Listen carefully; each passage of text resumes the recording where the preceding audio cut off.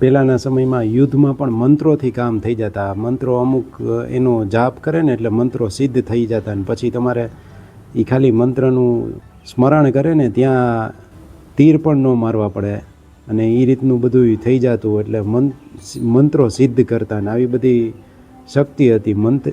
તાંત્રિક યુગ કહી શકાય કે એવી પ્રકારનો યુગ હતો. સારું છે, પણ ભગવાને બે મોટા યુદ્ધ થયા ને એમાં આ બધી શક્તિ થોડીક ઓછી થઈ ગઈ કે એને ખબર હોય કે ભાઈ હવે આગળના સમયમાં આવી તાંત્રિક શક્તિઓની બધું ઓછું થઈ જાય એ જ સારું.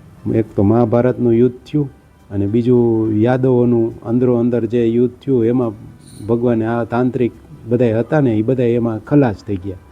એટલે પછી હવે એટલું બધું તાંત્રિક તોય ક્યાંક છૂટા છવાયા ક્યાંક હોય વળી કોક જાણકાર હોય.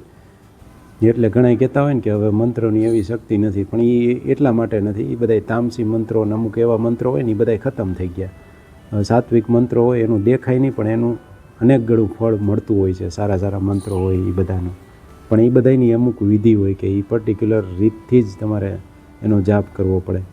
બાકી ભગવાનનું નામ તો ગમે ત્યારે ને ગમે એ સિચ્યુએશનમાં લેવાય. મંત્રથી પણ અનેક ગણું ફળદાયી હોય.